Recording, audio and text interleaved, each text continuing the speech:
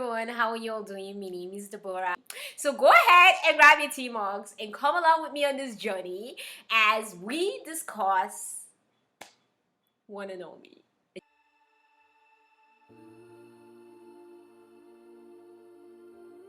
And this will have like spoilers again. For people who don't want to know what happened in the book and don't want to compare, you can just stop the review right now. Pages from the book. So in the book, she was actually born mute. She didn't lose her voice because of a heartbreak like the drama made it be. She was born mute, she died mute, she was mute all along, she never got her voice back. Unlike how in the drama, it was because of a heartbreak she lost her voice the first time, it was because of a heartbreak she lost her voice the second time. I personally do like the change because it gave more of an emotional feel to it. It made you more connected to the pain of her not having her voice. It made it more personal. So I really liked the change in this drama. But yeah, that was one thing that was different. In the book, her uncle did not die. So that was something that was actually really hard for me to accept when I watched the drama, that her uncle died. In the book, her uncle didn't die, and I'm gonna get into what her uncle did later, but I totally could not stand her uncle in the book, and they changed that in the drama. But I liked the change in the drama because in the book, like I told you guys before, I could not stand anyone from her family. I just felt like they were heartless traitors, all of them. Behead all of them. That was literally my feeling with her entire family in the book. Like, I could not give two F's about them. Like, even her cousin, who she was supposedly close to, I couldn't care less for in the book. I just could not stand her family in the book. But in this, I like how they changed it. It made her uncle die. Like, yeah, he was the one who set up the chain of events that caused this entire mess by getting her engaged. However, I like the change that he died because in the drama, they made him more humane and they made him more likable in that we understood how he was literally just trying to look out for his family, and he also broke the engagement, and we couldn't really say he was fully 100% evil. Like, his actions were understandable because he was just trying to support his family. And so I really like how they went about that change. In the book, she was 7 when she became Zhou Shengcheng's disciple, and Zhou Shengcheng was 21 when she became his disciple. So I really like the change in the drama, how they made her older when she met him, because if they had shown us her being a 7-year-old and him being 21, and then her spending 10 years of her life, in the book she spent 10 years with him. In the drama, it seems to have been longer than that. But if she had spent 10 years of her life with him from when she was 7 to when she's 17, and then she falls in love with him, and we had seen all that translated on the screen, I know that a lot of folks would have felt like he groomed her. And so that would have been negative for a lot of people. So that's a change that I really did like that they made, that she was much older when she went to Zhou Shengcheng's place, and he wasn't as old in the drama like he was in the book, older than her in the drama that he was in the book. Yes, like brain-wise and life experience-wise, he was older, but this age difference wasn't that pronounced like it was in the book. But side note, Mobile Fable is someone who does a lot of like age difference writing books, so that is not shocking for me. But if you're not familiar with her writing, that might be shocking for you. You're like, wait, she was 7? But yeah, she was 7 and he was 21 in the book. In the book, they weren't so obvious about their love for each other. They always stayed within the limits of propriety. Now, let me explain. Like, in the book, she never had her engagements cancelled versus how it was cancelled in the drama. Hence why I feel like they had to cancel the engagement at least once in the drama to justify why she became more bold in her emotions towards him, and why he became more bold as to express his feelings to the monk that he felt for her. So the engagement being cancelled was a justification. Otherwise, people would just be like, Zhou Shencheng is a scoundrel, and it might not pass the, what do they call it, the Chinese, you guys know the word that I'm looking for, that basically review dramas. I'm gonna put the name of the word I'm seeking here, but it wouldn't have passed review if that had not happened. So I felt like they had to put the engagement being cancelled to give justification to their love happening. Now in the book, we knew she loved him. We suspected he also loved her, but we were never really sure he loved her till the end. Like, I mean, we suspected because he was always there for her, he was nice to her, etc and etc. But until he gave her that letter that they sent her when he died, where he said Chen never forsook the world, he only forsook her. That was when you're like, dang, he really did love her actually in the book. So I really like that they made that change in the drama to justify why they were more open about the love and showed us how they loved each other. Because hey, you guys wanted a romance, right? And you went into this drama expecting a romance. So if you had just gotten a drama that didn't really clearly define whether they loved each other, I feel like a lot of people would have been really disappointed and wouldn't have loved this drama as much as they do now. So I really like how there were clearly defined lines, and we knew she loved him and he loved her in the drama, and there was a justifiable reason that they were able to express those emotions. So that was a difference from the book. Now in the book, she actually did want to cancel her engagement, and she had written to her mom, just like in the drama, saying she wants to cancel her engagement, and her mom didn't come to pick her up after that and then explain how there were rumors about Jialun and Chen Prince and all that. No, in the book, her mom actually wrote her a letter back and told her about all those rumors, and basically told her to act within propriety, like the lives of the entire family depends on you. Please act like a disciple is basically what she said in layman terms when she wrote to her mom. So you can see why I'm like, I really did not like anyone in the book, like in her family.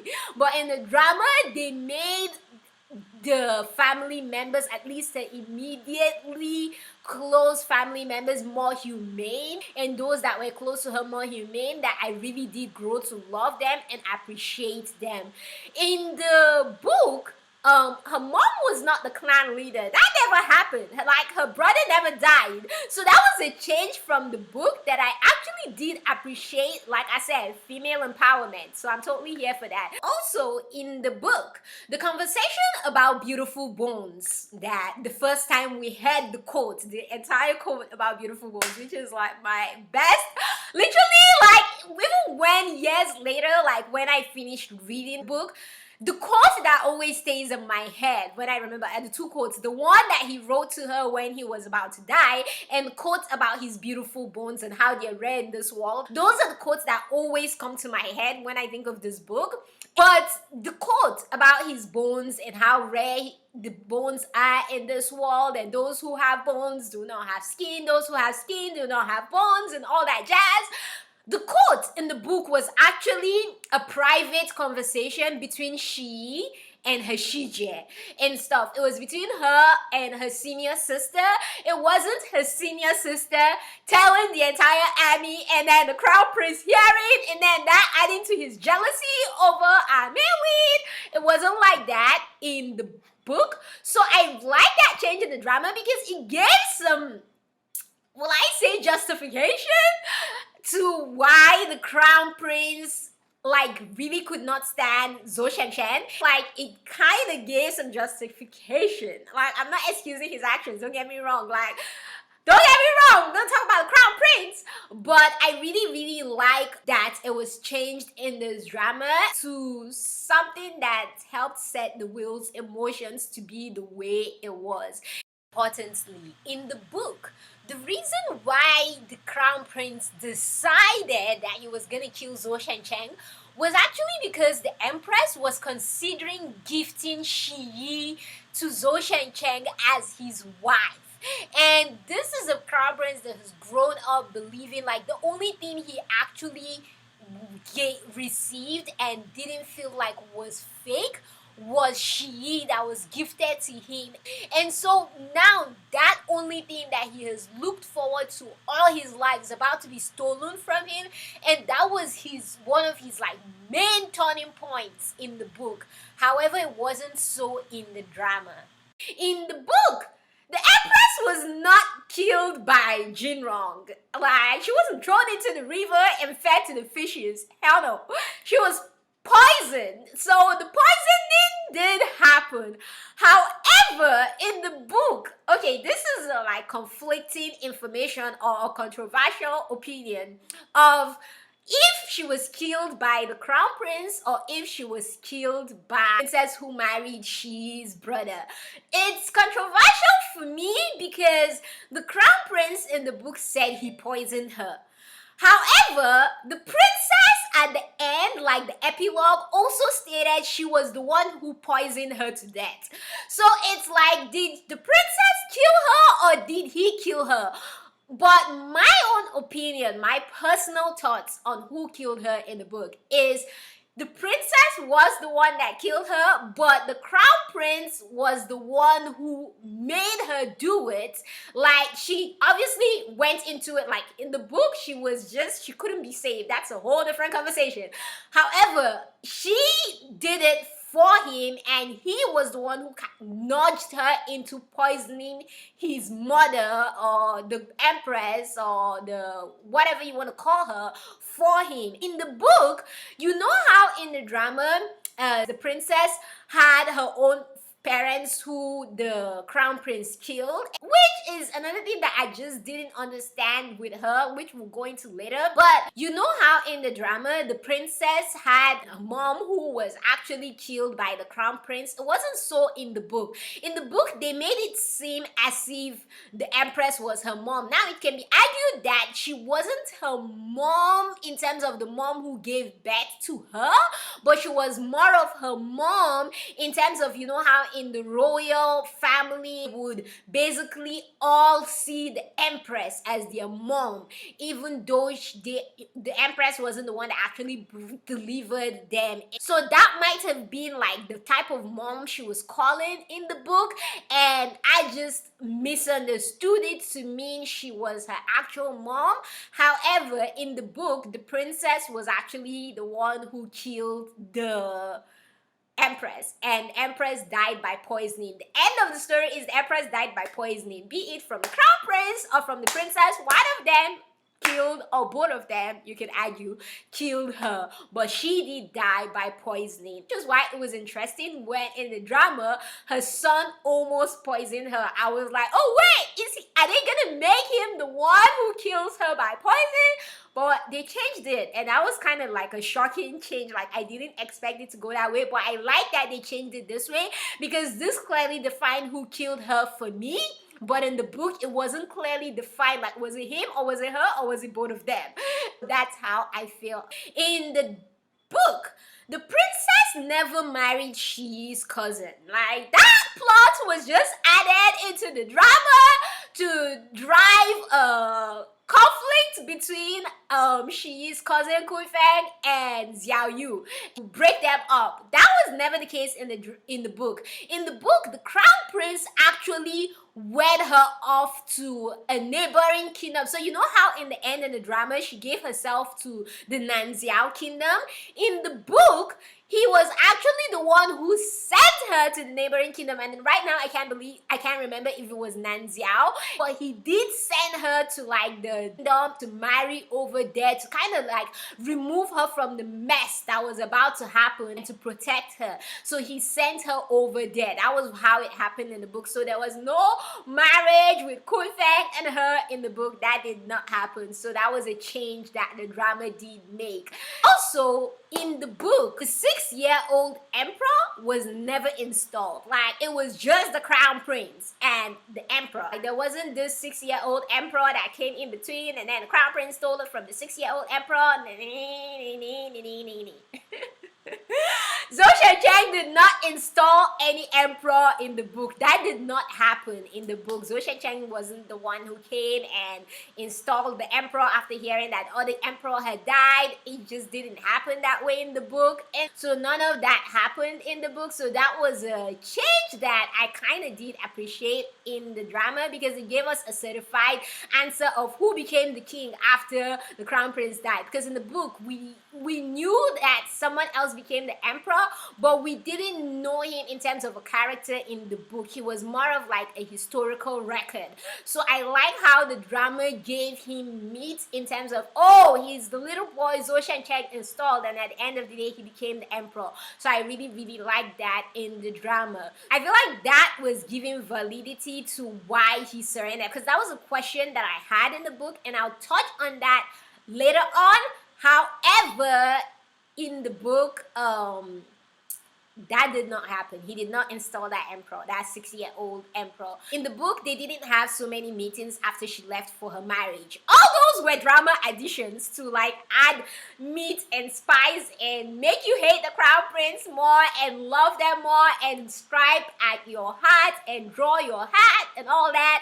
In the book, actually, when she left him, that was 10 years later, when she was 17, when she left Zhou Shencheng, the day she left him and she went back home, like 10 days later, they started training her into becoming the crown prince's wife, right?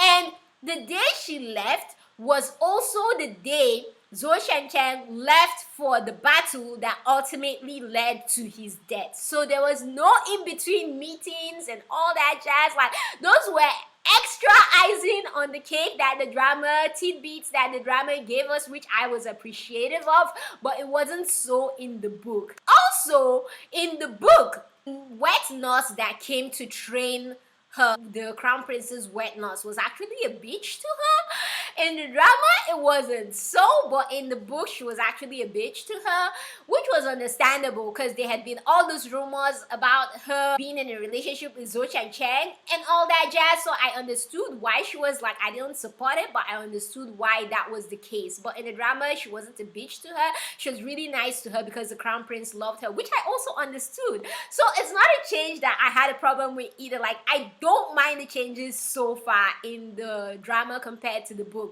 Also, in the book, the crown prince did not ban folks from seeing her, and then her mom had to make a deal to see her, and that didn't happen. However, she just couldn't talk to the people around her or even her father and her brothers because they were all team crown prince, and that was why she couldn't get any information from them in regards to Zhou Shencheng's life and whereabouts and what may be happening outside the palace walls. Let's now talk about his death and why, like I said, I couldn't stand her family in the book. In the book, her father and her elder brothers were actually involved in Zhou Shencheng's death. They helped plan it. In fact, when her mom came to tell her that Zhou Shencheng rebelled and then gave her the letter, her mom actually told her that when the crown prince went there to meet Zhou Shencheng and then he rebelled and tried to usurp the throne, that it was her father and brothers who protected the crown prince, and stopped the betrayal of Zhou Shencheng. And history basically wrote them as this awesome people who saved the world. Bastards. Y'all forgive me. I couldn't stand them in the book. Y'all forgive me for cussing, but yeah, in the book they were total jerks who did not care for their sister. Like, she was a pawn in the drama, but at least you could tell that her family cared for her and at the end of the day realized that what mattered to them was her happiness. But in the book, they were just heartless piece of S-words from the beginning to the end, and they just used her, they just saw her as a pawn towards their means. So I really could not stand her family in the book and how they came together against Zhou Shancheng, and I really could not stand her family for that in the book. Hence why in the book, like, her death made sense. So you know how in the drama she was mainly like dying because she had no other choice and stuff, and she felt she couldn't kill the person who killed her love, so instead she'd go join her love and basically try to broker a little bit of a peace for her family by doing this.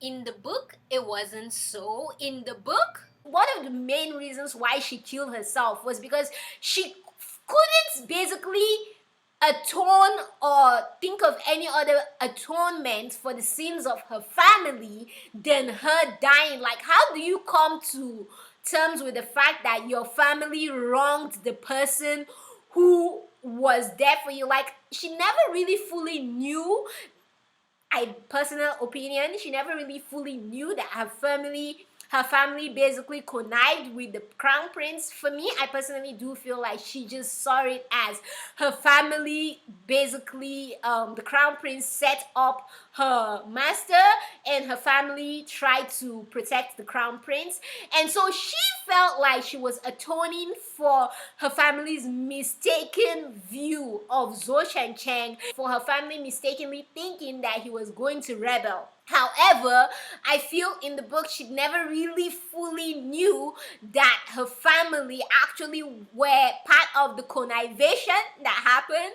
But like I said, that's personal opinion. Like, if you read the book, you may have a different view from me, but that's just my own take from reading the book. Okay, so there's that. Now, in the book, Zhou Shancheng of the past and the present, this is more in relation to Forever and Ever that's coming up.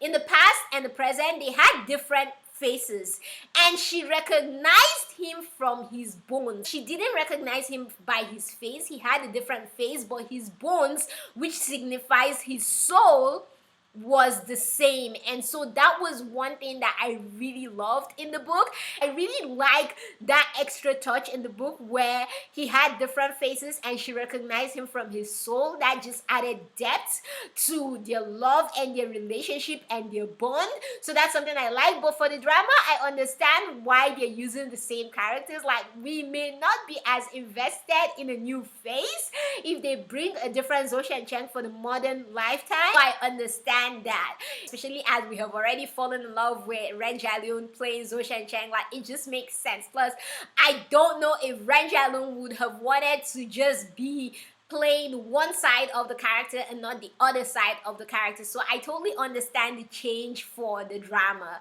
In the book, you know how in the drama the brother rebelled? That did not happen in the book. That was a change that I actually really liked. Like I told you, I didn't really care for her family in the book, but in the drama it made it mean even more, like the depth of their relationship, not just with the cousin and with her and her cousin and with Jialun and Chen Wang, not just with him but also with Xiao Yu.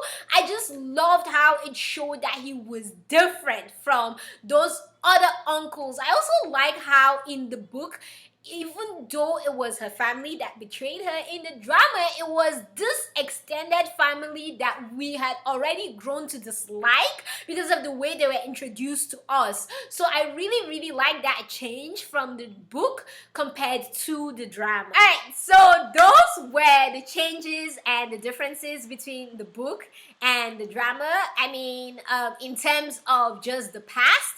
Now, if I have missed any and you have also read the book, feel free to share those down below and let me know. Or if you feel I may have gotten something wrong, share your opinions down below.